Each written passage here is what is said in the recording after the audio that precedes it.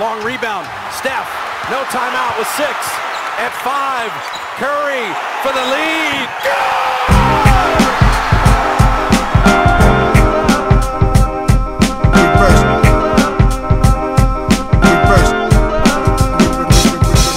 The game is game. The game is game. The game is game. The game is game. Always, always, always. De retour sur la chaîne Basket Session Reverse après le CQFR de ce matin. Comme tous les lundis, on a un podcast et pour ça, je suis rejoint par Shai et par Benjamin. Salut les gars, comment ça va? Écoute, ça va super, plaisir de te retrouver. Pareil, Écoutez, ça fait longtemps, hein, écoute. ouais, écoute, quelques heures. Et on est déjà de retour sur le pont derrière le micro pour un sujet un peu spécial pour notre podcast, c'est-à-dire que voilà, comme on peut peut-être s'en rendre compte, il y a un espèce de changement de génération. Je ne sais pas si vous êtes d'accord avec cette idée en NBA, même si bon, Stephen Curry a été sacré il y a seulement 2 ans, mais voilà, on a eu le titre de Nikola Jokic, on a des superstars qui ont peut-être, pour la plupart d'entre nous, marqué notre jeunesse, voire notre début de l'âge adulte, qui commence à se rapprocher de la retraite. Et on a des nouveaux joueurs au sommet, que ce soit Giannis, que ce soit Nikola Jokic, qui sont en plein dans leur prime. Il y a de plus en plus de jeunes qui poussent. Je pense à Luka Doncic, Ja Morant, peu importe quel nom vous vient en tête. On a de plus en plus de jeunes superstars. Et du coup, ça fait un espèce de changement de génération, parce qu'il y a des joueurs qui ont été cultes comme LeBron James, Kevin Durant, James Harden, Russell Westbrook, etc., qui arrivent plutôt sur la fin de leur carrière. Et pourquoi on a voulu parler de ça? Notamment parce qu'il y a eu un échange entre Paul Pierce et Kevin Garnett, j'allais dire, et Kevin Durant. Paul Pierce et Kevin Garnett, qui ont notamment, Benjamin, si je ne dis pas de bêtises, ont cantonné à peu près LeBron James et Kevin Durant, pour le coup, à des rôles de spot-up shooter. C'était un peu ça leur échange, l'idée de leur échange. Et nous, on aimerait partir de ça pour se poser la question au final, quel déclin pour les superstars d'hier, qui sont encore des superstars sans doute aujourd'hui, quel déclin, quelle évolution il peut y avoir dans leur jeu, dans leur rôle. Et voilà, on s'était dit qu'on allait parler un peu de tout ça en tournant autour de LeBron James, de Kevin Durant. Je vous propose qu'on commence peut-être par ces deux-là, mais peut-être petite question, chacun, quelle est votre définition de déclin? Parce que ça peut changer et le mot peut heurter peut-être certaines personnes, mais ça n'a pas forcément qu'une connotation purement négative. En tout cas, ça ne veut pas dire devenir tout d'un coup un joueur de devoir. Je ne sais pas si quelqu'un veut commencer sur sa définition de déclin ou son interprétation de déclin. Ouais, je vais commencer parce que c'est pas que ce soit négatif ou positif, c'est juste que c'est absolument incontournable. Enfin, tu peux pas éviter ce fameux déclin physique qui est obligatoire en NBA, sauf que la seule chose, c'est que tout le monde l'a pas au même moment, en fait. On voit LeBron James qui est encore là à quasiment 40 ans, d'autres ont un déclin physique à 32-33, enfin, c'est incontournable. Il y a le déclin physique, le déclin même psychologique, où il y a une certaine fatigue mentale qui s'installe plus tôt chez certains que chez d'autres.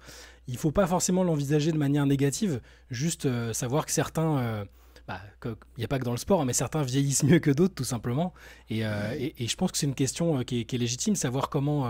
alors, certains vont décliner avec grâce et avec talent presque, et d'autres ont un déclin plus poussif, douloureux. Et ça, si tu veux, je trouve que ça pose les questions de la fin de carrière, de toutes ces choses-là, de comment certains vont la gérer par rapport à d'autres, à quel moment certains vont se rendre compte qu'ils sont sur la fin de carrière ou sur le déclin.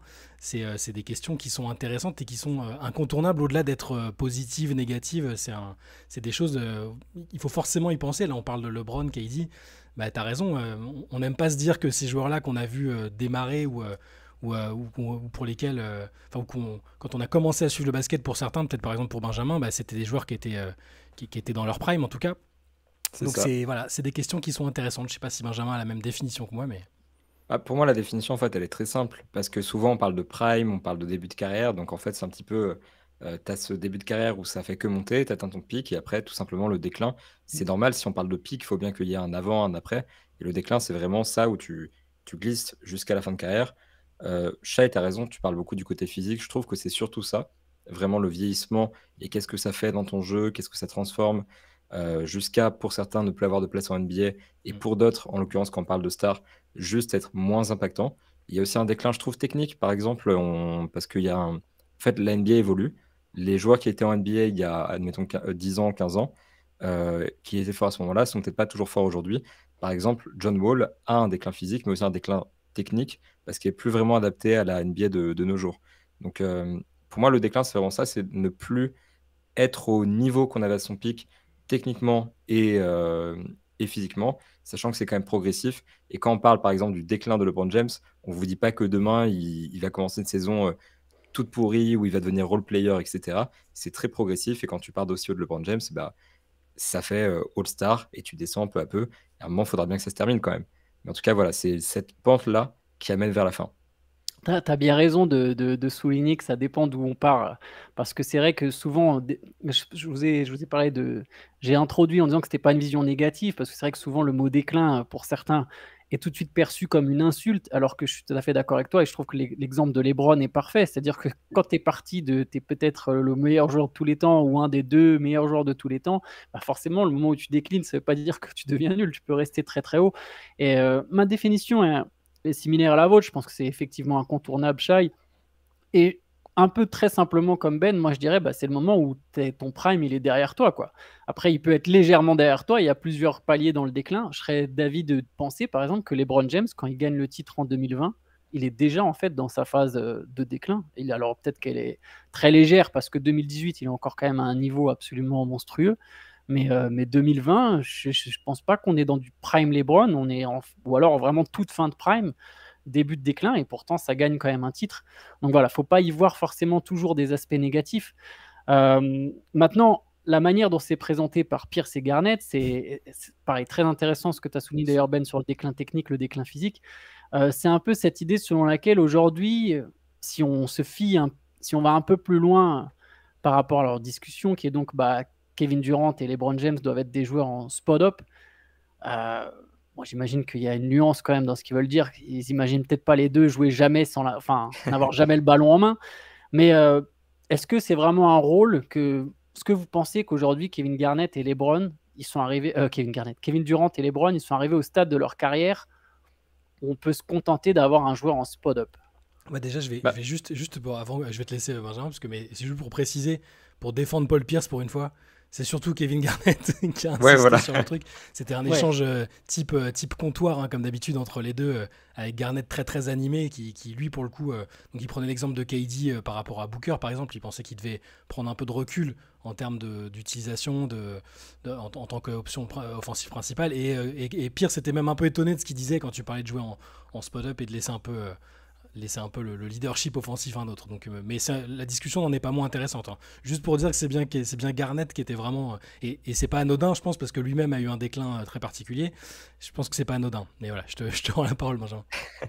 Non, mais c'est vrai que en fait, cette discussion-là, il y a un peu quand même peut-être de nuances à apporter aussi parce que c'est vraiment Garnett qui d'un coup part au quart de tour. En fait, ce qu'il y a avant, c'est censé, il dit Booker, c'est l'option numéro 1 des Suns. KD doit se mettre un peu en retrait. Et je pense qu'il y a peut-être l'enjeu de faire du clic, de faire un contenu qui est facilement partageable, qui va faire parler. On est en train d'en parler. Et du coup, il monte d'un cran et il dit ils doivent jouer en spot-up. Et est-ce qu'ils peuvent pas se mettre dans le corner, etc. Et je pense que c'est un peu de la provocation. Et j'ai quand même la sensation que ce qu'il veut dire, c'est est-ce qu'ils peuvent pas adapter leur rôle pour laisser notamment Devin Booker au premier plan et, et Anthony Davis au premier plan. Je pense qu'on est tous d'accord sur le fait qu'il grossit le trait un peu volontairement. Mais après, est-ce que LeBron James et Kevin Durant sont au point où ils doivent commencer à jouer en spot-up? Je pense que fatalement, Kevin Durant, il doit le faire un peu dans la configuration de son équipe. Mais on parle d'un gars qui a encore 33 ans. Il n'est pas aussi vieux que LeBron James. Physiquement parlant, il n'est pas tant sur le déclin. Il se blesse certes, mais là, on parle de quand il joue. Et LeBron James, c'est un peu pareil. C'est qui aux Lakers est meilleur que LeBron James? Anthony Davis parfois, quand il joue, pareil, et quand il est à 100% de ses capacités. Mais est-ce que LeBron James aujourd'hui n'est pas la star principale des Lakers? Moi, j'ai envie de te dire que si, quand même. Donc j'ai l'impression qu'il y a quand même une exagération de ce côté-là. Et je ne sais pas s'ils sont prêts vraiment à prendre ce rôle très secondaire que Garnett a l'air de décrire. Par contre, vraiment prendre un peu de retrait pour laisser plus de place à d'autres, pourquoi pas? Mais c'est quand même plus subtil que de jouer en spot-up et d'aller dans le corner. Et la décla complète, c'était LeBron et KD, donc de Garnett. LeBron et KD, ils citent bien ces deux-là. Il est temps pour eux de jouer en spot-up. On leur a donné la balle pendant genre des siècles. Peuvent-ils jouer sans la balle pour une fois? Peuvent-ils aller dans le corner pendant que quelqu'un fait une action?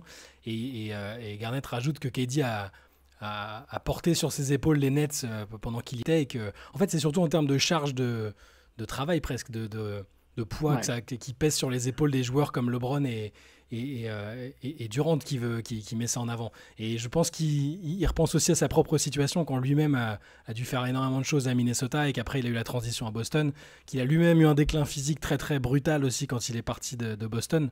Donc voilà, donc c'est sur ces deux choses-là. Moi, pour répondre à ce que tu dis, Benjamin, je pense pas qu'ils sont. Je les imagine pas en tout cas dans cet état d'esprit maintenant, particulièrement LeBron, parce que le profil d'Anthony Davis fait que c'est compliqué au-delà des blessures, hein, mais c'est pas son style de jeu, c'est pas de porter beaucoup la balle et d'être le playmaker de l'équipe. Donc tant que LeBron peut encore être le playmaker de l'équipe, et je pense que c'est un tel extraterrestre que si tu me dis à 43 ans c'est encore le playmaker de l'équipe, je te crois. Et est-ce qu'après il tournera sur les mêmes statistiques? Je suis pas certain. Mais voilà, je sais pas si LeBron est prêt. KD, je pense il a déjà vécu un peu la situation de devoir jouer avec une autre star forte, voilà, avec Curry, et qu'il a déjà intégré le fait qu'avec Booker, il aurait un tout petit peu moins de charge sur ses épaules.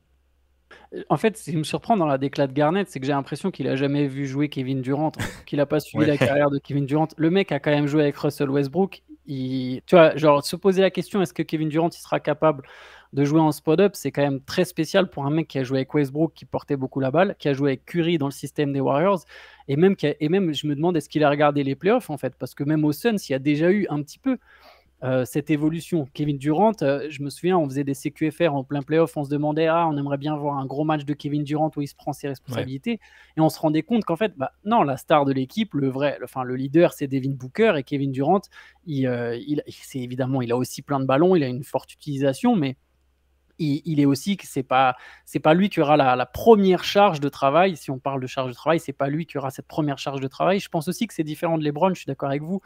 C'est vrai que si tu réfléchis aux Lakers, tu te dis de toute façon le meilleur joueur c'est LeBron, ou en tout cas, et comme tu as dit Shai, même imaginons que ça soit Anthony Davis, ce qui est sûr c'est que c'est pas Anthony Davis qui va se mettre à, tu vois, t'as besoin d'un playmaker, c'est pas Anthony Davis qui va commencer à créer du jeu et jouer des pick and roll. Par contre, je pense qu'en fait, même pour LeBron, il y a eu une certaine évolution pendant les playoffs. Je ne sais pas si vous vous souvenez, le premier tour contre les Grizzlies, il est dans un rôle, je vais mettre plein de guillemets, mais il est dans un rôle de role player à un moment, de luxe, de luxe. Mais il y a toute une partie de la série contre les Grizzlies au premier tour où il comble vachement les brèches. Il est au rebond, il n'est pas forcément dans le scoring ou dans la création, et même dans les autres tours. Alors, après, évidemment, ça restait lui la star. Je pense que c'est lui qui a terminé meilleur marqueur des Lakers. Et je suis sûr que si on regarde le taux d'utilisation, c'est sans doute lui qui a le plus fort taux d'utilisation de l'équipe. Je confirme. Mais voilà. Mais en tout cas, dans les quatrièmes cartons, Austin Reeves a eu des ballons. C'était peut-être même pas assez, mais il y a eu un partage qui avait pas forcément eu en tout cas, qui a par exemple pendant la campagne 2020 des Lakers, il n'y a pas eu ce partage. C'était LeBron. Même s'il y avait, tu vois, il peut y avoir d'autres joueurs autour, c'était quand même LeBron qui assurait ce truc-là. Et là, avec Austin Reeves, on peut même se poser la question cette saison avec Gabe Vincent. Encore une fois, est-ce qu'il n'y aura pas une petite répartition LeBron sera encore sans doute le numéro 1, mais il y aura peut-être encore. Je pense qu'il y a déjà eu une petite évolution et que ça va continuer à évoluer dans ce sens. Je ne sais pas si c'est quelque chose que vous imaginez pour les deux, mais juste pour conclure là-dessus, je pense que Kevin Durant, pour le coup, il peut très bien avoir un rôle à la Kevin Garnett à Boston, en plus offensif. Garnett était très défensif, mais voilà, en mode qui comble les brèches, qui score beaucoup et qui effectivement se contente de courir, prendre un écran tiré. Et je pense que LeBron, il y aura petit à petit aussi une espèce d'évolution, peut-être lui poser des écrans, couper, etc. Mais pas forcément être en spot-up, mais pas être toujours celui qui a la balle en main. Ce que je trouve intéressant, en fait, c'est la comparaison entre les profils des deux gars, parce que je pense que le mot évolution, il est parfait. Quand on parle de Kevin Durant qui va avoir un nouveau rôle, on peut très bien l'imaginer dans un rôle très offensif, parce que avec ballon, il sait créer l'attaque. Sans ballon, il peut faire de l'attaque. En fait, par exemple, stat amusante, il est à 41% à 3 points, autant sur les pull-ups que sur les catch and shoot. Pour lui, ça change rien, en gros. Et c'est un joueur qui est capable de jouer sans ballon, capable de scorer sans ballon. En fait, son rôle offensif avec moins de ballon, on l'imagine très bien. Du coup, l'évolution logique pour Kevin Durant, ça va être ça. Et on l'a souligné, effectivement, ça a toujours été un petit peu une machine à gagner, qui avait tendance à toujours prendre le rôle qui lui était assigné dans une équipe. Aux Warriors, au Thunder, c'était celui de franchise player plutôt, donc il y a peut-être eu plus de clash, mais aux Warriors, en l'occurrence, il s'est mis en retrait par rapport à Stephen Curry pendant le final et il s'est intégré au système des Warriors. Au Nets, il a joué sa partition aussi, et quand il est arrivé aux Suns, on l'a senti quand même beaucoup moins investi que quand il était le franchise player des Nets. Donc il s'adapte, et on l'imagine facilement, jouer certes un peu en spot-up. Après, pour LeBron James, moi, ce qui m'intrigue, c'est comment est-ce qu'il va pouvoir se réinventer. Parce que quand il a commencé à vieillir, il s'est réinventé en prenant plus le ballon pour devenir un playmaker. Et ça, c'était un petit peu la dernière évolution de LeBron James quand il est arrivé aux Lakers.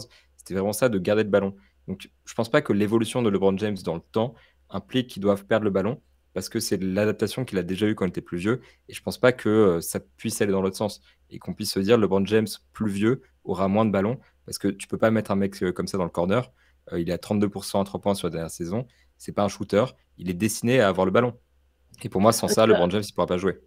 Alors juste sur ça, t'es pas obligé d'être. Tu peux jouer sans le ballon sans jouer en spot-up. Tu peux très bien dans un rôle. Moi, je le vois très bien dans un rôle de poseur d'écran et de mec qui coupe en fait. Comme Dwayne Wade a joué sans le ballon sans être un shooter à 3 points et il a joué sans le ballon au hit. Tu vois, moi, c'est plus ce rôle-là que j'imagine. Mais est-ce que c'est pas plus physique justement que de jouer un petit peu le rôle de playmaker comme il le fait actuellement? Parce que ce dont j'ai peur, c'est qu'on imagine un déclin de LeBron James qui implique justement qu'ils doivent jouer un rôle plus physique. Parce qu'il a laissé tomber la défense, il a laissé tomber pas mal de responsabilités à ce niveau-là, pour se concentrer sur ce qui fatigue le moins, finalement, c'est de jouer avec la balle. Pas Donc, forcément. est-ce qu'il peut faire l'autre sens? Tu vois, je suis pas sûr, perso. Pas forcément, parce qu'en fait, après, je vous laisse la parole juste sur ça. Jouer des pick and roll en tant que porteur de balle, c'est ça le plus fatigant en fait. Plus que poser des écrans. Je trouve, après, c'est mon avis personnel, mais bon, c'est ça. Faudrait l'avis de mecs qui en posent des tas ou qui en jouent des tas ou qui font les deux. Mais je trouve que, surtout pour ensuite te battre pour aller jusqu'au cercle, et c'est sur ça où Reeves en fait est devenu, entre guillemets, meilleur, mais toute proportion gardée, avec pareil, tout un tas de guillemets que LeBron James, c'est qu'il n'est pas meilleur pour aller au cercle, mais il a encore ce punch et cette diversité pour maintenant provoquer beaucoup de fautes. En fait, aller au cercle, résister au contact. En fait, poser ton écran, c'est tu fais un sprint, tu poses ton écran, tu tournes, tu vois, ou tu coupes. T'as pas à résister épaule contre épaule, le choc, tu absorbes les chocs. C'est généralement tu catches et tu finis au cercle. Ce genre de choses, je pense, est moins physique selon moi, mais pareil, c'est une question vraiment d'interprétation. Hein. Non, mais je pense que tu as raison. Que de jouer pick and roll après pick and roll, qui là, pour le coup, est fatigant. D'ailleurs, on voit les joueurs qui jouent énormément de pick and roll, c'est des mecs qui défendent pas un gramme, et pas forcément parce qu'ils savent pas défendre, mais parce qu'en fait, ils ont. Je pense au Harden, au Doncic, et à un moment, quand ils ont joué plein de pick and roll, ils ont complètement lâché la défense. Quoi. C'est en mode, ah non, mais je peux pas faire les deux, les gars. Mais justement, Donc voilà, juste sur ça. La défense, que là depuis tout à l'heure on parle du déclin offensif, mais moi je vois pas un déclin offensif gigantesque chez LeBron par exemple. Il a bon, petite variation quand même dans son jeu, mais c'est, je veux dire, il est toujours, dès qu'il le décide, j'ai quand même l'impression qu'il peut forcer son chemin jusqu'au panier, que physiquement il est jamais bousculé par des mecs. Alors de temps en temps il tire un peu de la grimace parce qu'il oui, ou enfin la langue, il tire un peu plus la langue parce que peut-être qu'il supporte un tout petit peu moins des matchs à 40 minutes, 42 minutes, et encore, statistiquement, ça se voit même pas forcément. Mais c'est surtout, moi, c'est défensivement le déclin, et il a commencé il y a assez longtemps quand même. Alors, c'est un choix de base, mais c'est un choix conscient justement pour anticiper ce déclin, je pense. Mais défensivement, faut regarder ses meilleures années, même ses premières années en NBA, les années à Miami, c'est un défenseur incroyable, LeBron, c'est un two-way player de base quand même. C'est un type qui peut défendre sur quasiment tous les profils d'adversaires. Et c'est dans ce sens-là, moi, que je l'ai vu décliner, c'est que les fois où il a essayé de redéfendre un peu, tu sentais que c'était plus compliqué, en fait.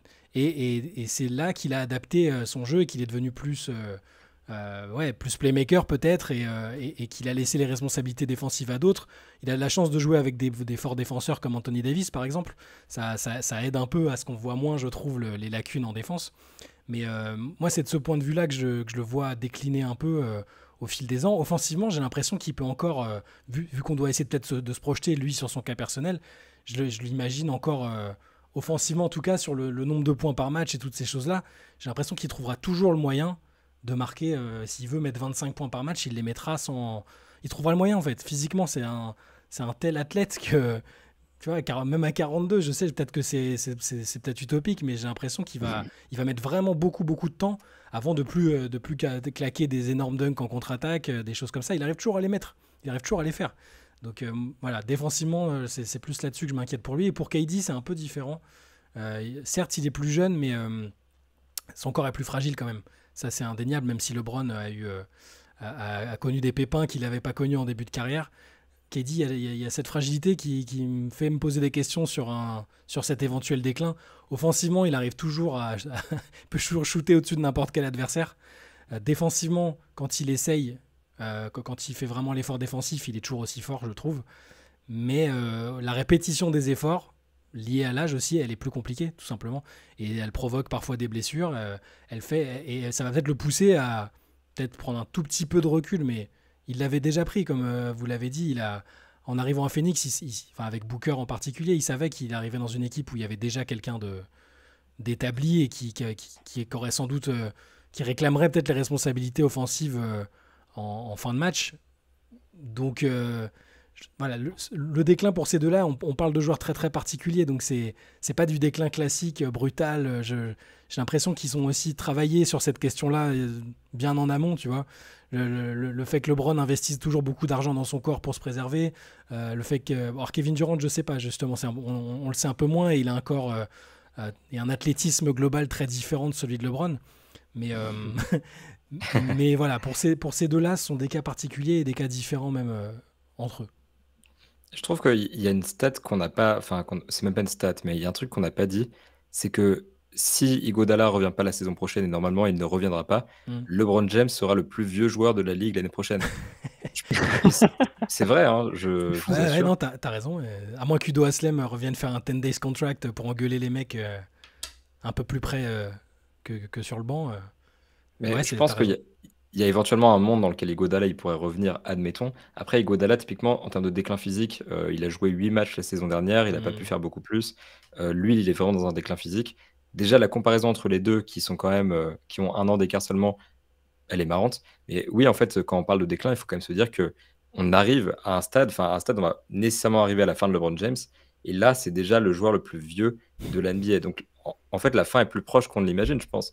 Parce qu'on ne réalise pas encore, parce qu'il a toujours été là depuis maintenant, 21 ans.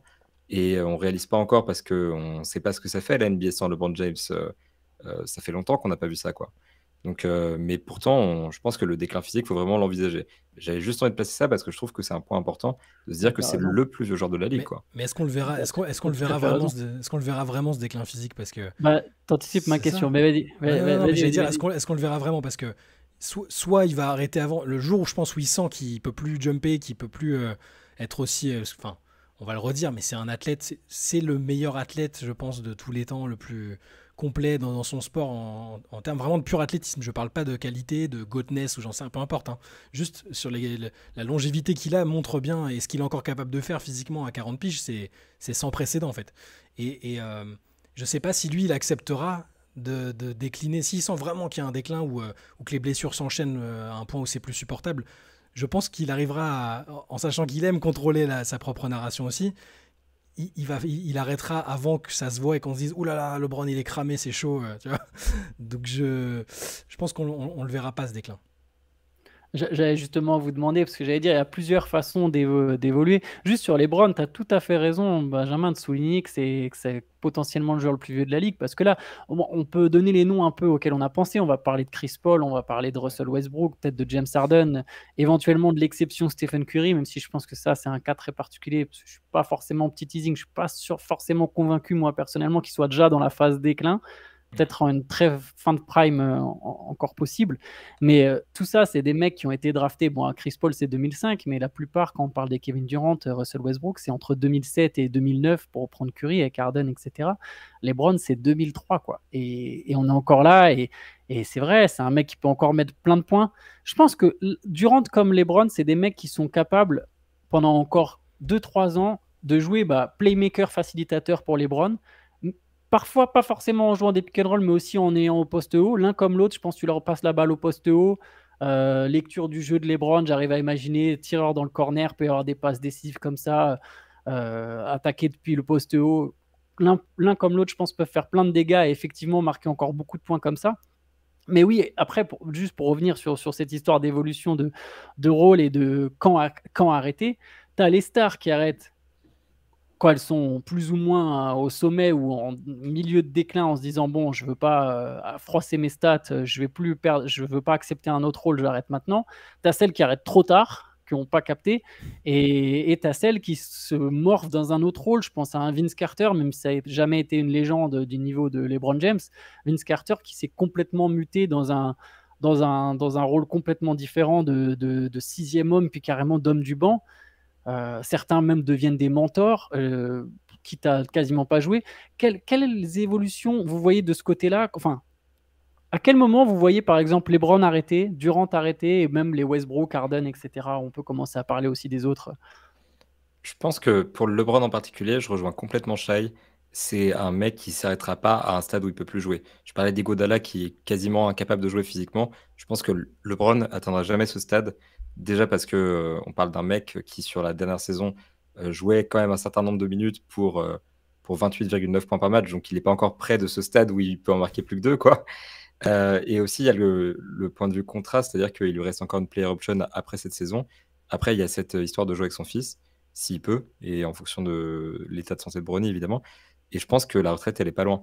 Euh, et je pense que LeBron et Kevin Durant sont des mecs qui s'arrêteront pas, du coup, pas du tout à leur pic, hein, mais à un moment, ils seront encore forts.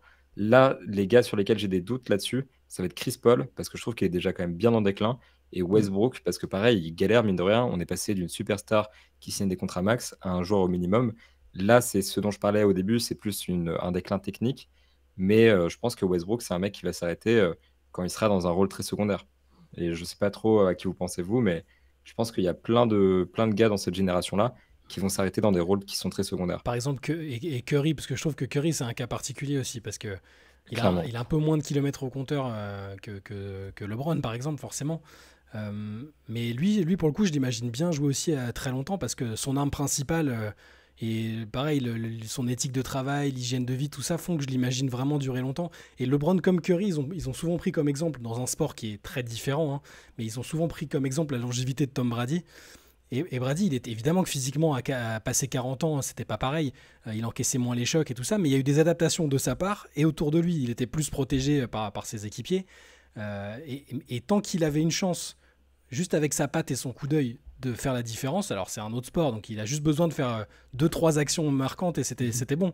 Mais peut-être que LeBron, en tout cas, je le vois bien une espèce de rôle de quarterback jusqu'à très tard si l'équipe dans laquelle il joue est compétitive, s'il a toujours la possibilité de jouer avec ou dans la même ligue que son fils. Ça reste maintenant, malheureusement, c'est un peu entre pointillés. On va attendre d'en savoir plus. Mais LeBron spécifiquement, je le crois vraiment capable de repousser l'âge de la retraite très loin.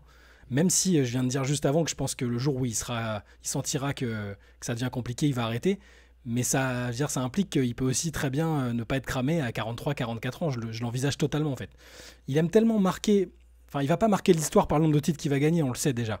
Il va jamais rattraper Russell, il aura du mal à rattraper Jordan, c'est possible, mais il peut. Je le vois pas gagner 7, 8 bagues, donc il le fera pas comme ça, donc il faut qu'il trouve le moyen. C'est devenu le meilleur scoreur de la ligue de tous les temps. Ça peut devenir le joueur le plus vieux à avoir jamais en NBA aussi, avoir jamais joué en NBA. Ça peut être le premier à avoir joué avec son fils, donc il y a tous ces paramètres-là qui entrent en compte et qui, à mon avis, vont aussi le pousser à rester en très très bonne forme physique. Et à adapter autour de lui, donc avoir l'équipe qu'il souhaite avec des joueurs adaptés aux limites qu'il aura en avançant avec l'âge. Donc lui, c'est vraiment un cas particulier. Les autres, je prends Kevin Durant par exemple. Je veux dire, on sait tellement jamais ce qu'il veut et ce qu'il a envie de faire. Il est quand même comme souvent blasé par l'image qu'il renvoie ou la perception des gens que je le sens plus capable d'arrêter même s'il est encore bien en fait. Et le point d'interrogation sur ses blessures un peu trop fréquentes depuis quelques années, je veux dire, imaginez il se refait un tendon d'Achille, il se fait un genou, ce serait dramatique et je le vois pas s'acharner 2-3 fois de suite à revenir. Donc Durant, je dirais 30, comme ça si je dois donner un nombre, je dirais 37, tu vois, petit 37, 38 max. Parce qu'il arrête pas de dire qu'il aime, voilà, je suis juste un hooper, il le dit tout le temps. Donc, mais il est tellement plus sujet et impacté par la pression négative que je le crois capable un jour de dire bon stop, ça va, c'est bon. Et après pour les autres, pour revenir sur ceux dont tu as parlé, Benjamin, Chris Paul, il y a deux scénarios. C'est soit effectivement il y a le déclin, même si le cerveau est toujours là, le cerveau et la bouche sont toujours là, il peut toujours parler, il peut toujours réfléchir plus vite que tout le monde. Mais je le sens aussi capable de s'accrocher jusqu'à ce qu'il chope une bague, c'est possible ça. Si c'est pas là maintenant avec les Warriors, c'est quand même un gagnant dans l'âme, mais qui n'arrive pas à gagner, donc c'est très particulier. Physiquement, il lui reste quand même peut-être un an ou deux dans un rôle, ça va dépendre du rôle qu'il aura aux Warriors, mais je le vois bien jouer encore un an ou deux sans trop de soucis, et je pense même il n'est pas aussi avancé que ça dans le déclin qu'on pense, et que le fait de jouer aux Warriors dans cet écosystème-là va faire qu'on se dira « Ah, il a quand même des beaux restes, Chris Paul ». C'est un pronostic personnel. Hein. Pour Westbrook, tu l'as dit, c'est l'évolution du jeu aussi et de la NBA qui fait que son jeu est un peu moins adapté à ce qui se fait. Et lui aussi, il subit quand même des pressions négatives de par son image, les critiques, tout ça. Donc peut-être 2-3 ans encore. Et je sais plus qui on n'a pas parlé de James Harden parce qu'il est peut-être. Après, on peut aborder les cas un peu un par un. Peut-être Ouais. on peut voir chacun à tour de rôle. Je sais pas si on veut se concentrer là. Là, du coup, on est quoi? Un peu sur Curry, un peu sur LeBron. Moi, juste, c'est marrant Ouais. sur LeBron. Je suis pas tout à fait d'accord. Moi, je pense que LeBron, il y a peut-être genre 2 ans, et je serais pas surpris qu'il s'arrête dans 2 ans. Je pense que là, le coup de pression de cet été sur la Je dirais retraite. 3 perso. Ouais, ou 3, voilà, 2 ou 3, à peu près, en tout cas pas jusqu'à 44, tu vois. J'arrive pas à l'imaginer faire 4, 50 plus. Ce que je veux dire par là, c'est que là, tu vois, par exemple, il y avait quand même déjà son espèce de ouais, je réfléchis à la retraite. Je pense que c'était effectivement, bien sûr, un coup de pression, mais c'est peut-être aussi le signe qu'il y a un peu de fatigue mentale. Il a été quand même affecté par le fait d'être sorti. Le mental, on sait que c'est ce qui généralement pousse aussi les mecs à la retraite parce que ils le disent, à un moment, ils n'ont pas la pêche mentale pendant l'été de se dire « Ah, je vais physiquement m'imposer ça. Toute la préparation estivale, j'ai plus le jus mentalement pour le faire, pour mettre dedans, j'arrête. » C'est ce qui a poussé Nowitzki à arrêter, ce qui a poussé Gigi Redick à arrêter. Je me demande si LeBron, à un moment, il n'aura peut-être pas ce truc-là. Et aussi, LeBron, je pense qu'à un moment, il sera plus... Tu vois, d'une manière ou d'une autre, je pense qu'il a une perte un peu d'influence sur une franchise et c'est normal. Alors là, il est encore perçu comme un joueur qui peut te faire gagner le titre, mais imagine quand LeBron, il sera vraiment plus considéré comme un des 10 meilleurs joueurs de la ligue. Donc, tu n'as plus la même influence, tu as un rôle différent dans un vestiaire. Je ne sais pas combien d'années il peut supporter ça. Oui, qu'il soit fort, je te le rejoins, mais si t'es pas... Mais il y a être fort et être la superstar super puissante. Et je parle pas que du terrain, mais aussi de tout ce qui est en dehors. Et à partir du moment où tu perds cette influence, est-ce que LeBron, il arrivera à se muter dans... Tu vois, par exemple, Stephen Curry, je pense que lui, il est capable de faire un truc à la Reggie Miller où à 40 balais, il a un rôle où juste il rentre, il court, il prend des écrans, il fait des shoots, il met ses 12 points comme ça, il en a rien à faire que c'est pas la superstar qui décide dans l'équipe. Il est là, il sera toujours aux Warriors, ça sera le visage des Warriors sans en être la superstar. Il y aura une autre superstar dans l'équipe à ce moment-là, mais il pourra accepter ce changement de statut. Je ne sais pas si LeBron, il acceptera ce changement de statut. Et je pense que ce changement de statut, quelque part, il va forcément l'avoir, parce que plus tu déclines, moins tu as d'influence. Donc moi, je ne serais pas surpris que LeBron, 2-3 ans, 3, comme dit Ben, 3, jusqu'à 3 max. Je ne suis pas sûr qu'il aille au-delà de 3. Ouais, juste un mot sur l'âge pour revenir sur ce que je disais. Bon, je ne suis pas sûr qu'ils battent leur corps finalement, parce que je viens de regarder en même temps. 46 ans. Il y a 45 ans et 363 jours. Alors, c'est pas dans l'ère moderne, mais ça compte quand même. Nat Hickey en 48. Bon, il était coach et il s'est lui-même fait entrer en jeu. Donc, bon, est-ce que ça compte pas ça peut compter, mais dans l'ère moderne, c'est Kevin Willis, 44 ans et 224 jours. Moi, je dis que c'est pas impossible. Tu vois, c'est... Je sais pas. Tu sais, LeBron, il aime la NFL, il aime Tom Brady. 45 ans, 46 ans, non, bon, c'est un peu audacieux de l'imaginer comme ça, mais faut pas l'exclure. C'est ça que je veux dire. En fait, je pense aussi que la question du mental et du collectif que souligne Antoine, c'est super important parce que quand on prend les mecs qui sont allés vraiment loin, c'est-à-dire au-dessus de 40 ans, la liste, en fait, elle est simple à cerner.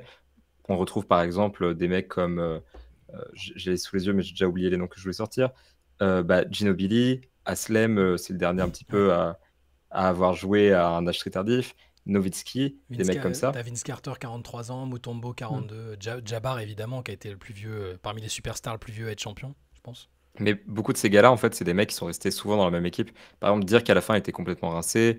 Ginobili, à la fin, était utile à son équipe, mais il avait plus du tout la superbe d'avant. Stockton, pareil, il était vraiment vieux. Enfin, en fait, c'est des mecs qui ont repoussé aussi parce qu'ils avaient un collectif au-dessus d'eux. Et je pense que quand tu es LeBron James ou Kevin Durant, par exemple, il n'y a pas de collectif qui passe avant l'individu parce que LeBron, mine de rien, il a gagné dans 3 franchises différentes. Donc, ça n'a rien à voir avec Stephen Curry. Et je pense que les mecs qui sont comme Curry, justement, dans la même franchise depuis vraiment longtemps, sont plus à même de pousser, de faire des sacrifices financiers parce que, mine de rien, passer l'essentiel de ta vie sur un terrain de basket ou à l'entraînement pour gagner une somme d'argent qui est inférieure à ce que tu gagnerais en étant vraiment dans le business quand tu as autant d'argent que LeBron James, c'est un sacrifice financier pour eux. Ça, tu es plus prêt à le faire quand tu es dans un écosystème comme celui des Warriors. Et je pense que les mecs comme Curry vont aller vraiment loin et que ça pourrait être l'une des raisons pour lesquelles, par exemple, Durant s'arrête un peu tôt, ou Chris Paul finit par lâcher l'affaire un peu avant que ce qu'on attend. Si t'as pas vraiment de franchise à laquelle rendre service, peut-être que ça te fait stopper un moment. Et c'est pour ça, je pensais que Lillard aussi prendrait cette tard de cette manière-là. Mais voilà, Curry, je pense être le mec qui va aller le plus loin de ces gars-là parce qu'il a ça à servir. Aslam, il servait à rien à la fin, mais il était là. Hein. Ah ouais, on l'entendait bien, ouais. Ouais, Curry, 18e joueur le plus vieux de la ligue, là, hein, déjà. Curry, je trouve que c'est un cas particulier parce que, donc, comme je le disais moi, je pense qu'il n'est pas en fait encore dans son déclin. Je Ouais. pense que là, c'est peut-être la dernière année de son prime. Là, c'est la saison qu'on va venir. Après, il y aura peut-être ça veut pas dire. Voilà, la saison 2024-2025, par exemple, il sera peut-être encore fort, mais j'imagine qu'il y aura quand même un petit déclin physique. Mais je trouve que Curry, en vérité, il est encore dans la fin de son prime. Je ne sais pas si c'est un truc que vous partagez. Bah, moi, le truc sur lequel je trouve que c'est fou par rapport à Curry, c'est ce que disait Shai tout à l'heure par rapport à LeBron. Il y a un déclin défensif de LeBron qui est évident. Et Curry, il est à son prime défensif depuis 2 saisons. C'est vrai. Et c'est là où tu te dis, le mec, offensivement, est en vrai toujours aussi fort. En fait, il n'a jamais été aussi fort que l'année du titre, je pense. Ouais. Donc, offensivement, c'est une super puissance. Et défensivement, il est à son pic. Donc, non, pour moi, il est toujours à son pic. Je sais pas ce que toi, Shai, t'en Non, penses. mais ça a du sens sur l'âge, en fait. Quand tu prends l'âge, il a le même âge quasiment à peu de choses près que Jordan quand il prend sa retraite, la première retraite. Enfin, la deuxième, pardon. Ouais, Son dernier la titre. quoi. 98. Ouais. Voilà, son dernier titre, il a 35 et des brouettes, quasi 36. Jordan, il me semble, il est né en 63, donc c'est ça. Et est-ce que quand Jordan il s'arrête là, on se dit il est sur le déclin, il est fini? Non, il était encore monstrueux. Ouais. Athlétiquement, physiquement, il n'y avait pas de déclin visible en fait. Alors certes, c'était pas la même NBA, on peut trouver tout un tas d'arguments, mais je pense que tu as raison sur Curry parce que c'est un mec qui a appris à maîtriser son corps au fil du temps et au début, il était très souvent blessé. Il a mis du temps quand même à s'apprivoiser lui-même. Et c'est aussi un type qui investit beaucoup, beaucoup, beaucoup de temps et d'argent dans la récupération, dans la préparation physique. Et c'est un marathonien sur le terrain. Enfin, tu vois les efforts qu'il est encore capable de faire. Il est insaisissable sur le terrain. Tous les mecs qui parlent de lui sur le fait de défendre sur lui, c'est sa vitesse de déplacement et surtout le côté inlassable de ses déplacements. Je suis d'accord, Curry, je pense qu'il a encore... et un an, je pense que... Tu parlais d'un an, je pense que je suis même pas sûr que ce soit sa dernière année de prime. Hein. Ça va dépendre de plein de choses. Ça dépend aussi de ce que vont réussir à faire les Warriors ou pas. C'est du nombre de matchs qu'il va devoir disputer, de l'importance qu'il aura dans ces campagnes de playoff là. Ça dépend de plein de choses, mais je suis assez d'accord. Mais je le vois même très tard capable d'être encore très influent. Le seul paramètre qu'on maîtrise jamais vraiment, c'est la fatigue mentale en fait. C'est ça. Les blessures aussi. Alors, évidemment, les blessures. Même s'il y en a qui sont plus susceptibles de se blesser que d'autres. Curry, il a eu son lot de blessures quand même aussi, hein, même que ce soit en début de carrière ou même plus récemment, il a déjà eu des pépins. Mais la fatigue mentale, elle est importante, surtout quand tu regagnes des titres. Si les Warriors en regagnent un, c'est possible qu'au bout d'un moment, Curry se dise bon, ça y est, c'est bon, j'ai terminé le jeu. Il aurait pu se le dire après avoir gagné le MVP des finales, hein, mais pour Curry, Curry, je suis pas d'accord. Je pense pas que ce sera celui qui arrêtera le plus tard. Je reste persuadé que LeBron va vouloir marquer le coup, juste psychologiquement avec ça. Non, je reste sur mon Curry, voilà, pour info. Moi aussi, pour le coup. Moi, je vais comme Ben, je pense que Curry, c'est vraiment celui qui va arrêter le plus tard de la liste entre les Durant. Je serais pas étonné que Chris Paul arrête la même année que LeBron, donc 2 ou 3 ans max. Genre 2 ans avec les Warriors dans un autre rôle de remplaçant avant de se rendre compte que bon, allez, c'est... Et même si je suis d'accord avec toi, Shai, je pense qu'il est moins cramé que ce qu'on pourrait croire, mais je pense quand même qu'il est quand même sur un bon déclin bien prononcé, mais je suis d'accord avec toi qu'il est peut-être pas, il est pas complètement cuit, par exemple. Mais pour Curry, ce qui est marrant, parce que j'avais beaucoup le terme de déclin technique qu'avait dit Ben au début du pod, et notamment par rapport à l'évolution de la ligue, et ça peut rejoindre des cas comme Westbrook et Harden, mais pour le coup, Curry, lui, c'est l'inverse en fait. L'évolution de la ligue va dans son sens et dans sa possibilité à jouer de plus en plus longtemps, quoi. Parce que notamment, il est celui qui mène cette révolution. Et puis c'est un mec qui a 41% en catch and shoot sur la dernière saison, par exemple. Quand tu vois, par exemple, LeBron, moi, je questionne par rapport à ça son rôle offensif, parce que, en fait, prendre des catch and shoot en étant dans le corner, Curry, il peut jouer en spot-up. Ray Allen l'a fait, pourquoi pas Stephen Curry? Et il peut jouer beaucoup en sortie d'écran et tout, et il peut faire des choses qui lui demandent quand même moins d'impact. Il n'est pas obligé d'aller au cercle régulièrement. Donc en fait, je pense qu'il peut aller loin avec son style de jeu.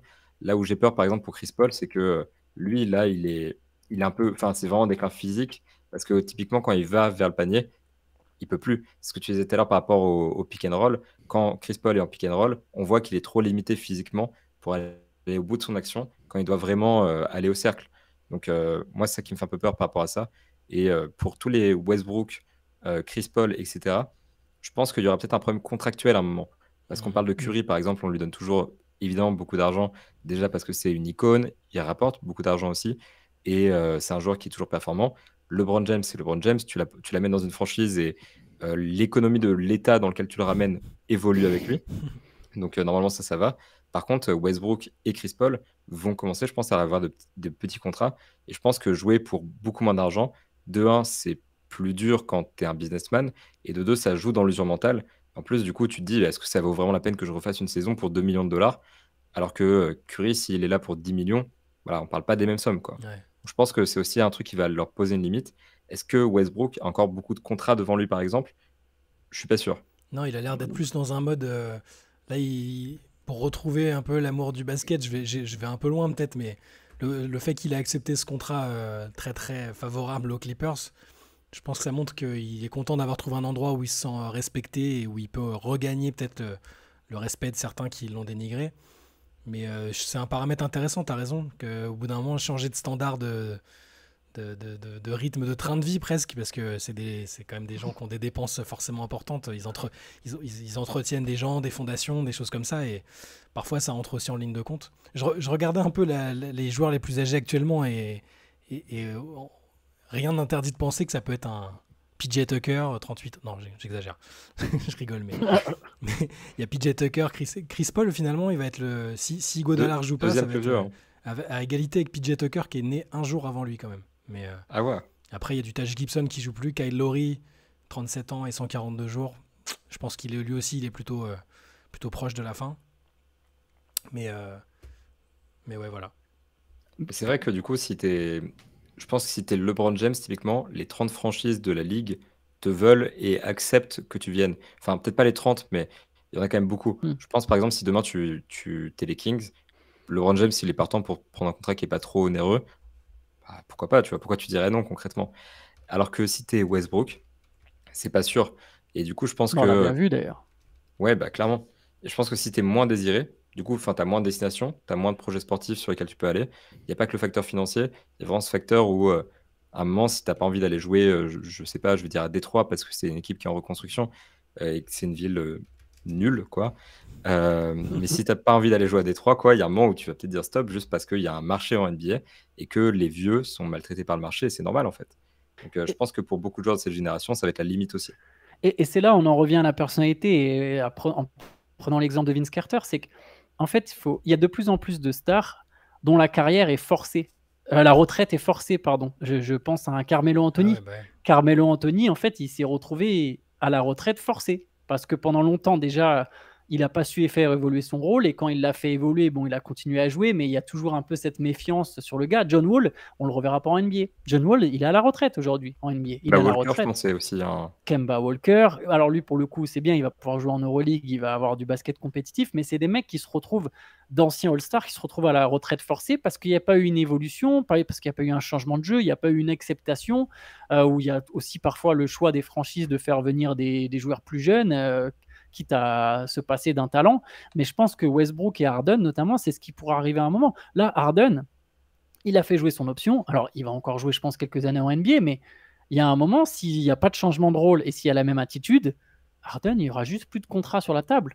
Tu vois, il n'y aura plus de contrat sur la table et bah voilà, à un moment, tu n'as même pas vraiment décidé de prendre ta retraite, c'est la NBA qui a décidé pour toi. Westbrook, il n'en est pas passé loin, hein, si les Clippers ne le relancent pas, parce que oui, il avait son contrat qui rendait difficile un transfert, mais une fois qu'il est coupé par le Jazz, il n'y a pas 50 offres en fait, sur la table pour Russell Westbrook. Et c'est des mecs qui sont...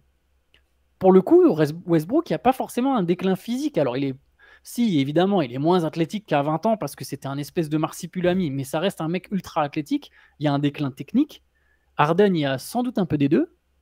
Le déclin technique étant peut-être emmené par le déclin physique. Mais voilà, c'est des mecs qui, moi, je pense, à un moment, auront plus d'offres. De la même manière que Kyrie Irving, à un moment, il aura plus d'offres, à mon avis, quel que soit son niveau de jeu. Donc, il y a aussi ça à en prendre en compte, la mentalité des mecs, au final. C'est vrai que j'ai pas pensé à Kyrie, parce qu'il a que 30 ans, mais on se penchera là-dessus à un moment aussi. Mais C'est un cas particulier, Kyrie. Physiquement, il mais n'a je- pas trop de. Le déclin est pas amorcé. Théoriquement, il devrait être dans son prime, là, c'est ça le truc. La preuve, ah, c'est que clairement. physiquement, je sais pas si vous avez vu en ce moment dans les ligues d'été, il claque des dunks, des Ouais, des rivers et dunks de des. fou. Ouais. Non, donc physiquement, je pense que ça va. Tu vois, c'est pas. Lui, c'est évidemment ailleurs le problème. Et puis, je pense qu'on en revient à deux choses. Déjà, c'est que les stars sont celles qui sont amenées à continuer. Parce que là, par exemple, on dit que peut-être qu'Arden, il a encore des années devant lui dans la ligue. C'est aussi parce que voilà, c'est une star. Et par contre, les mecs qui entouraient tous les joueurs dont on a parlé, ils disparaissent petit à petit. On Mm. a parlé de Chris Paul, Blake Griffin, il n'a pas de contrat pour l'instant.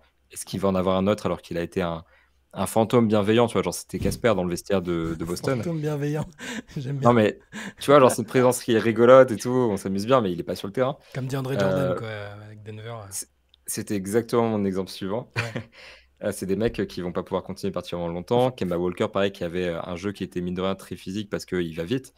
C'est un mec qui a été forcé de s'écarter de la NBA. Ces mecs-là, ils en ont pour moins longtemps. Kevin Love, on en a pas parlé, mais pareil, il a accompagné LeBron James et il est en train de s'éteindre parce que, bah voilà, quoi, il est plus exactement au niveau. Donc, je pense qu'il y a forcément cette question de rôle. Et là, on parle beaucoup du déclin des stars parce que, voilà, de un, on n'a pas 40 ans pour parler de tout ça, et de deux, bah, c'est ce sur quoi on se concentre. Mais il y a vraiment la fin d'une génération qui arrive concrètement et on arrive vers une nouvelle NBA, quoi. Ouais, il y a une évolution, c'est clair, avec tout plein de nouveaux visages. Après, Kevin, là, pour le coup, c'était pas mal d'anciens All-Stars, mais t'as raison. Mais tu vois, un Kevin Love, en acceptant un espèce d'autre rôle, lui, pour le coup, il s'est offert. Tu vois, par exemple, je vois jamais James Harden. Je sais pas ce que vous en pensez, hein. Peut-être que je me gourre complet, mais j'arrive pas à imaginer James Harden faire ce que Kevin Love fait depuis 2 ou 3 ans, par Mais exemple. c'est sûr et Pour certain. moi, ça me semble impossible. Pour citer le grand Doc Rivers, euh, qui avait expliqué ce qu'avait pas été avec Harden, de son point de vue en tout cas. C'est-à-dire qu'à un moment, il était tout à fait d'accord pour jouer le rôle de facilitateur en sortant un peu de cette case de champion de l'isolation qu'il avait avant. Et au moment où ça l'a saoulé, hop, en un claquement de doigts, ça a changé la dynamique de l'équipe. Alors, c'est peut-être un peu exagéré, c'est peut-être encore un bouc émissaire trouvé par Doc Rivers, mais il y a quand même, je pense, un fond de vérité. On l'a constaté aussi sur les performances des Sixers à un moment. Harden a beau avoir fait une saison de All-Star, il y a un moment où on l'a vu concrètement dans la façon de jouer des Sixers et où après ça s'est traduit par des résultats moins bons. Et je suis complètement d'accord, je le vois pas. Il y a des joueurs comme ça que tu vois pas être role player à encourager sur le côté. Enfin, Harden, tu le vois pas comme ça. Tu as l'impression que que la prochaine fois où là, et je pense qu'il malgré la situation actuelle, là, à l'heure où on enregistre ça, il nous a fait son petit craquage en Chine où il dit que Daryl Morey est un menteur. Enfin, bref, il s'expose à tout un tas de trucs et donc je suis pas sûr qu'il reporte le maillot des Sixers, hein, on est d'accord. Euh, mais il lui reste peut-être encore une situation où il peut jouer ce rôle de facilitateur. Il y a peut-être une équipe qui lui fera confiance quand il se retrouvera libre. Enfin, j'y crois encore un peu pour lui, mais après ça, c'est évidemment pas le joueur que tu vois. Je parlais au début du podcast de vieillir avec grâce et dignité un peu. On dirait que je parle de personnes âgées en maison de retraite, mais c'est pas ça, hein. Mais même pour des sportifs, pour des quadras, il y a avoir cette fin de carrière digne et dont après on peut être fier. Les Vince Carter, tout le monde a aimé la fin de carrière de Vince Carter. C'était un extraterrestre aussi athlétiquement, mais tout le monde a aimé la façon dont il a fini sa carrière parce qu'il était en mode mentor tout en ayant fait évoluer son jeu, en étant relativement utile aussi. Bah, Udo Haslem, c'est un peu particulier, mais il y a ça aussi, rester un peu dans le collectif en tant qu'assistant coach presque. Je vois pas Harden rester juste pour son leadership.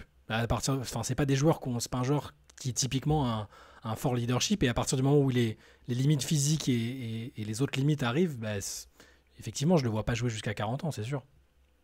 Je trouve que les mecs qu'on voit beaucoup décliner pour mettre des chiffres dessus, c'est aussi les mecs qui tiennent tout le temps la balle et on sait qu'ils pourront plus le faire à un certain niveau. Mm. Parce que si tu regardes les 6 mecs qui tiennent le plus la balle, enfin c'est pas vraiment ça la stat, mais plus des mecs qui ont beaucoup de charges, donc vraiment le nombre d'actions dans lesquelles ils sont impliqués par rapport au temps de possession.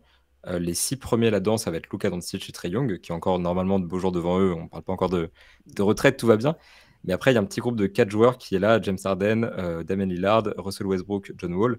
Et si Damian Lillard sort quand même du lot en termes d'efficacité, ces mecs-là, James Harden, Westbrook et John Wall, c'est des mecs qu'on a clairement établis comme des profils qui étaient enclins à vite décliner et à se retrouver sans option, mais aussi parce qu'en fait, ils demandent, ils sont impliqués dans 50 actions sur 100, ils tiennent la balle environ 40% du temps quand ils sont sur le terrain. Donc fatalement, quand un mec occupe tant d'espace et se refuse un peu à un rôle plus secondaire, Westbrook entame cette transition, mais c'est dur parce que on voit bien qu'il est quand même beaucoup moins efficace quand il n'a pas le ballon. Donc ces mecs-là qui ont besoin du ballon pour exister, en fait, vont partir sans doute en premier parce que on va arriver avec une génération de gars qui aura besoin du ballon, qui sera plus efficace avec le ballon. Et donc pourquoi donner 40% de la possession à Harden alors que tu peux donner 40% de la possession à un jeune qui est plus efficace? Donc ces mecs-là, ils vont sortir en premier, je pense. C'est d'ailleurs sans doute ce qui se serait passé à Philly. Tyrese Maxey, en fait, il aurait pris la place de deuxième option, là. Même si Harden venait à rester, par exemple, je pense que c'est Tyrese Maxey qui aurait eu une vraie évolution de son rôle et Harden aurait été encore plus en retrait. Ça pose aussi la question de ces mecs-là quand ils sont encore dans leur prime. Je me souviens qu'un Westbrook, tout comme un Derrick Rose à un moment, un John Wall, quand ils faisaient encore des cartons, on se posait la question, mais qu'est-ce que ça va donner une fois la trentaine vraiment passée, quand il y aura moins de qualité athlétique? Qui va faire évoluer son jeu? Alors, c'est toujours une problématique pour Westbrook, hein, son tir. Là, il y a eu un regain de forme aux Clippers, mais quelque part, il a aussi profité du fait, je pense, que Paul George et Kawhi Leonard n'étaient pas tout le temps là, parce qu'on ne sait toujours pas ce que ça va donner quand il va devoir jouer avec eux. Bon, Derrick Rose, lui, il y a eu tellement de blessures. Voilà, de toute façon, il ne jouait pas du tout aux Knicks, mais voilà, c'est des joueurs, on se demande, John Wall, il a disparu. Dès la vingtaine, il y a la question de se poser, mais dans quel rôle il faut peut-être se poser cette question pour ces mecs-là. Quel rôle je vais avoir plus tard? Qu'est-ce que je peux faire après, quoi?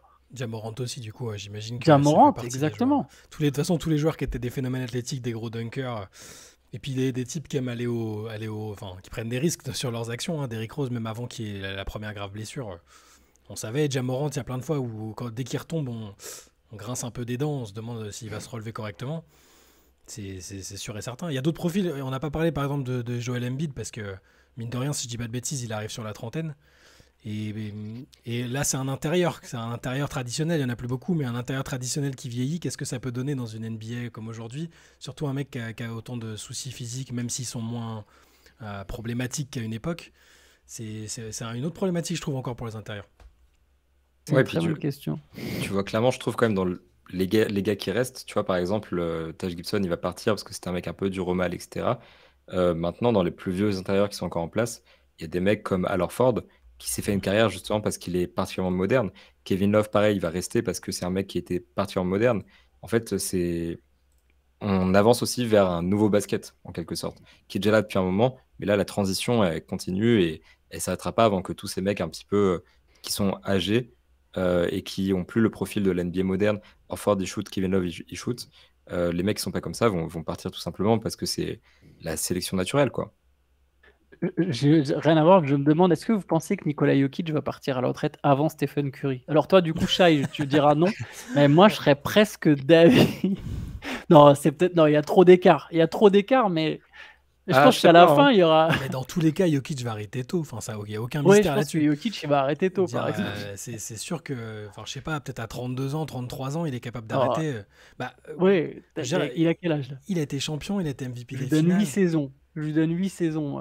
Je sais même. Tu sais quoi, Au je sais Là, même il pas a si 28 j'en ans, ça donne. ferait 32. Ouais, et je lui donne 6 saisons. Il a 28 ans, donc moi je lui donne peut-être 5 ans, surtout s'il y a des succès. Il va se dire c'est Donc, bon. 33-34, il s'arrête pour vous, en gros. Moi, plus 34-35 que 33-34. Moi, Ok. je pense qu'il est Après, je pense qu'il est capable de jouer longtemps, mais Ah oui, c'est pas une question de capacité, mais tu vois Non, déjà. c'est Mais je vraiment sais, du moment je sais mental. bien, je comprends bien. tu vois déjà aujourd'hui, quand il parle, tu sens que c'est un métier que c'est pas. Enfin, il vibre pas à fond pour le basket comme d'autres. C'est son job. Il est content de jouer. C'est un régal de le voir jouer. Mais en plus, il a gagné, donc il a même pas une espèce de quête à accomplir à tout prix. Tant que c'est fun pour lui, un minimum, je pense qu'il continuera. Mais pour moi, c'est le plus probable. C'est le joueur le plus susceptible d'arrêter très tôt, vraiment très tôt. Non, mais je pense qu'il y a lui, déjà, parce qu'on voit déjà la différence d'émotion quand il gagne un titre NBA et quand son cheval gagne une course, concrètement. Et Kyrie aussi a fait une sortie à un moment en disant moi, je vais arrêter tôt, je vais aller m'enfermer dans une ferme en Australie, me couper du monde, etc. Et ça sonne plutôt crédible en vrai. Il aura Donc, peut-être moins le choix que Jokic, peut-être à un moment. peut-être, Ouais, mais ça peut arriver à un moment où il a encore le choix. Est-ce que ça vous choque si dans 2-3 ans, Kyrie dit stop, je pars vivre en ermite et Maintenant qu'il a prolongé, c'est possible. Et à un moment, au pire moment où là, des polémiques des années qui sont passées, je me suis dit que il pouvait prendre sa retraite à n'importe quel moment en fait. il je a pense que c'est le prolongé genre. pour 3 ans. Ouais. Il y a une option Alors, sur la dernière, non? je dirais que son C'est meilleur ça. scénario pour moi, Kyrie, c'est il fait les 3 ans et derrière, il a un contrat d'1 an avec une équipe. Et genre, c'est le best scénario que je vois pour Kyrie Irving, c'est 4 ans de plus. J'imagine pas plus. Moi, je veux bien Et croire qu'il va pourtant, jouer j'aime. longtemps. Genre, si lui, Mais il a je envie, parle moi, en je veux bien NBA, je croire. parle que de NBA. Ah, mais moi, je le vois bien jouer jusqu'à peut-être 38 ans, tu vois, il n'y a pas de problème. Ça dépend de sa volonté. Pour moi, c'est plus ça où Ouais. on parlait d'usure mentale. Pour le coup, Kyrie Irving, c'est quand même un mec qui, au-delà de. Enfin, j'ai pas envie de te dire que ça se voit, mais ça se voit, quoi. Il y a une usure mentale chez Kyrie Irving. Puis même, c'est un mec qui a été très tôt sous beaucoup de pression, Ouais. qui a vécu des choses assez difficiles, etc. Donc, je veux bien croire qu'il pourrait lâcher avant ça, mais je pense que si lui, il a le mental, je pense qu'il peut aller relativement loin. Il peut En vrai, faire il peut jouer sans ballon. il peut Ah faire bah oui, une, lui, il peut jouer il peut faire au une, niveau Jama- du technique. une Jamal Crawford. Mais après, ça va Par dépendre exemple. de ce qu'il est prêt à accepter ou non. Mais Mais s'il est toujours content de jouer, qu'il a mis un peu derrière lui les polémiques, et même s'il est plus aussi adapté que ça à la NBA à un moment, enfin, ce qui est déjà presque un peu le cas, hein, même si ça reste un très fort joueur. Benjamin n'est pas d'accord, c'est dur, je le c'est vois. dur, je trouve, quand même. Est-ce que tu penses que c'est un meneur qui a un style moderne? Tu trouves qu'il a un style de jeu moderne?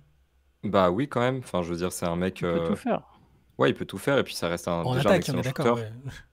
Ouais, Ouais, non, ouais. oui, il y a des limites défensives, mais en même temps, j'ai envie de dire, aujourd'hui, les meneurs qui sont capables de créer le jeu, d'aller au cercle parce que c'est une nécessité, et d'être solide à 3 points, et qui en plus de tout ça, défendent, en vrai, il y en a peut-être 2-3 et je les ai pas Mm. en tête. Mais ouais, Enfin, c'est les juste que, Curry, c'est quoi. juste que Il y a j'imaginais Curry. l'évolution. Il y a Curry. Je suis Mais pas sûr qu'on puisse aller beaucoup plus loin. c'est plus dans l'idée des meneurs de grande taille un peu maintenant qu'on présente ça, les couteaux suisses un peu. Non, mais j'exagère sur Kyrie, je suis d'accord. Mais par Non, mais il contre, pourrait avoir un rôle à la Jamal voilà, Crawford à 35 ans, ça dans le c'est sens où sûr. il Il veut serait dire, même très fort encore. bien sûr, je pense. de toute façon, il est capable de casser des chevilles jusqu'à Oui, 40 ans, il n'y a aucun souci. c'est purement mental. C'est Kyrie, ça va être tant qu'il purement mental. tant qu'il a le plaisir de jouer, peut-être qu'il pourra faire un truc à la Crawford pour la fin de carrière. Je précise, hein, je n'enterre pas du tout ce qu'il est capable de faire là. Mais il peut aussi très bien. Il parle de la ferme en Australie, mais je veux dire, son père a joué en Australie. Il a des origines. Enfin, il a des connexions avec ce pays-là. C'est pas impossible pour le fun, il a joué dans un pays où là, il sera adulé parce que ça doit lui manquer aussi quand même. Il est tellement décrié que ça doit lui manquer de plus faire l'unanimité. Et c'est possible. S'il débarque dans un championnat comme l'Australie, il va être accueilli en héros. Je pense que je le vois bien faire un truc comme ça pour la fin de sa carrière, entre guillemets. Mais je te rejoins totalement. Moi, je peux faire un parallèle avec les footeux qui vont en Arabie Saoudite. C'est typiquement Kyrie, le genre de mec qui à un moment trop le mental, plus de contrat en NBA. Donc à l'issue mais voilà, il fait ses 3 ans au Mavericks. Je suis pas sûr qu'il reste à Dallas les 3 saisons, mais bref, il a son contrat sur 3 ans. Ça se passe pas bien. Il y a une équipe qui après est prête à le tenter sur 1 an. Ça se passe pas bien. Oh, t'es dur, je Mentalement, il trouve. tient plus. Non, mais tu sais, c'est mentalement, c'est pas sur le jeu. Hein, c'est vraiment Ouais, mais quand mentalement. tu dis il y a une seule équipe qui est prête à le prendre pour 1 an, Non, mais quand je te dis une équipe, peut-être imaginons qu'il y en ait 2 ou 3 comme Westbrook, tu vois, il y en avait 2 ou 3. moi, j'imagine Euh, plus 15, quoi, mais je suis peut-être trop 15 dans optimiste 4 aussi. ans, dans 3 ans, 15 équipes, si ça se passe encore mal aux Mavericks, alors que ça s'est passé mal aux Cavaliers, que ça s'est passé mal aux Celtics, que ça s'est passé mal aux Nets. Donc t'imagines, et ça se passe mal aux Mavericks, donc ça fait 4 franchises de suite où ça se passe mal. C'est ça mon scénario, c'est si ça se passe mal, hein, bien sûr. Si ça se Ouais, passe genre bien, s'il je demande pense son que transfert, tu veux dire, ou un truc comme ça. il y aura un Enfin, truc, une dinguerie. Pour moi, c'est inévitable avec Kyrie Irving. C'est inévitable. C'est arrivé à un stade où ça fait partie de sa personnalité. Après, il nous donnera peut-être tort jusqu'à présent. Ça fait quelques années de suite qu'il nous donne raison. Je pense que c'est dans sa personnalité, en fait, que le mec est où à un moment, ça va mal se passer. Mais mal, le terme mal peut être représenté plein de manières différentes. Il peut y avoir les coups comme honnête. Enfin, de toute façon, à chaque fois, il s'est barré mais je en t'avoue, mauvais moi, je pensais termes, que mais tu de parlais manière de différente sport. à chaque fois. Je Non, non, pensais que tu non, voulais dire s'il est non. nul, tu vois, donc je te Non, comprends il plus sera comme pas ça, nul. ouais. Ah non, il sera. Je pense qu'en termes de basket, Kyrie Irving, tu vois les pubs Uncle Drew, je pense que Kyrie Irving à 50 ans, il sera encore super chaud. Kyrie Irving, s'il allait en Big Tree à 50 balais, je pense qu'il mettrait la misère. Si la Big Tree existe toujours dans 20 ans, je pense que ça serait. Je pense en termes de basket, Kyrie Irving, c'est un génie, tu vois. C'est très sincèrement, je crois qu'on se réalise même pas à quel point il est fort.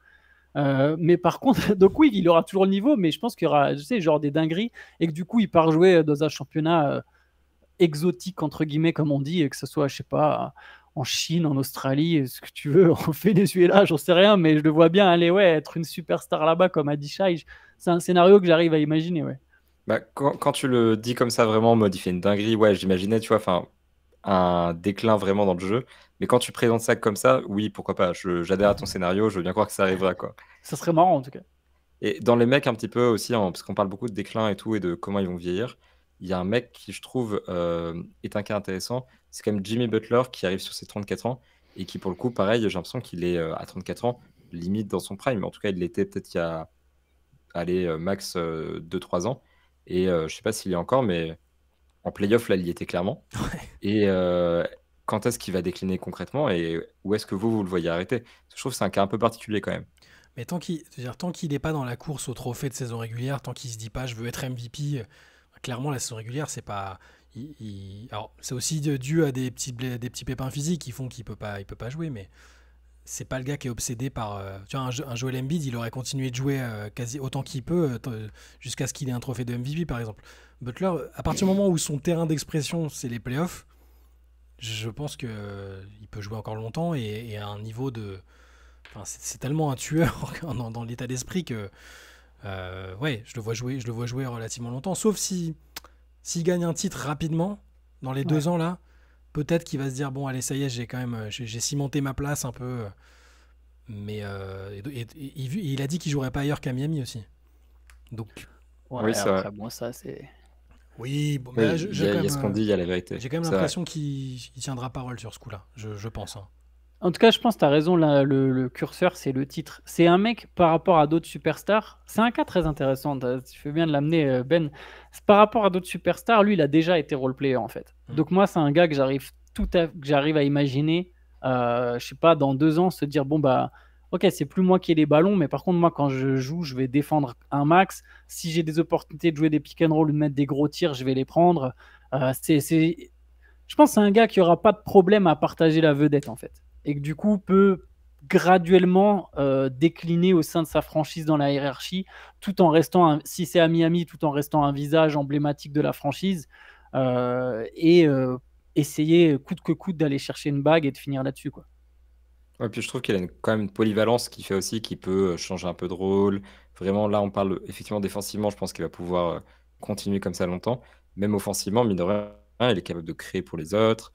Je dis pas que c'est un meneur d'exception ou quoi que ce soit, hein, mais il est capable d'avoir vraiment un petit rôle de couteau suisse qui peut durer un moment. Donc, je pense que c'est un mec qui peut être vraiment fort pendant vraiment longtemps. Est-ce qu'il y a un autre gars comme ça que vous avez en tête, ou est-ce qu'on a fait le tour un peu Est-ce qu'il y a un autre vieux ou sur le déclin Je pense qu'on fera difficilement le tour, mais Lillard, en vrai, dans les derniers gars, je trouve que c'est aussi un cas intéressant parce qu'il s'apprête quand même à changer de vie radicalement. Et c'est un mec que j'aurais bien vu rester super longtemps aux Blazers, mais en l'occurrence, ce ne sera pas comme ça. Qu'est-ce qu'il veut concrètement? Où est-ce qu'il s'arrête? Est-ce que Lillard aujourd'hui, c'est encore un top player NBA? Enfin, je trouve que c'est aussi un cas intéressant. Après, de toute façon, on ne fera jamais la liste de tous les mecs parce qu'il y en a 200 000 en fait. Oui, c'est clair. Je pense qu'on a parlé des joueurs majeurs. Je regarde encore la liste des joueurs les plus âgés de la ligue. Là, je pense que on a quand même bien fait le tour. C'est fou de voir. Je me souviens avant, il y a 10 ans, quand on regardait la liste des plus âgés, voir les joueurs d'aujourd'hui, voir les LeBron, KD, Curry, tous dans le top 15-20 des joueurs les plus âgés de la ligue, ça fait bizarre quand même. Mais bon. Clairement. On a pris de l'âge, ça y est. C'est Benjamin aussi, du coup, même si lui, il a du temps encore. Il est pas encore complètement dans son prime. Est-ce qu'il vieillira dans la dignité, comme on va essayer de le faire? Bah, mec, j'espère quand même qu'à 38 ans, à l'âge de LeBron, je serai encore capable de faire quelque chose parce que sinon, c'est triste, quoi. Bon, sur le plan basketball, il faut se dire que moi, je pars de beaucoup plus bas que LeBron James, donc le déclin ne se verra pas trop. Ta modestie t'honore. Bon, en tout cas, n'hésitez pas à nous dire ce que vous en pensez en commentaire. Est-ce que vous êtes d'accord, pas d'accord? Comment vous voyez ces superstars vieillir? Quel rôle vous imaginez pour tous ces joueurs? Et écoutez, nous, on se retrouvera demain pour un CQFR, pour le coup, avec Benjamin. Et pour la LED Session, je ne vous promets rien. Je me suis lancé là dans quelque chose, mais je ne sais pas s'il y aura une LED Session. Il y en aura une. Il faudra négocier avec Benjamin. Il y en aura une notamment avec Benjamin. Donc voilà, pour les Laters, ça fait longtemps qu'on ne m'a pas vu dans la LED Session d'ailleurs. Mais voilà, pour les Laters, n'hésitez pas à checker ça le mardi soir sur la chaîne Twitch. Et en attendant, bah voilà, tous les jours sur YouTube et sur les plateformes audio, bien sûr. Allez, ciao à tous. Ciao. Salut.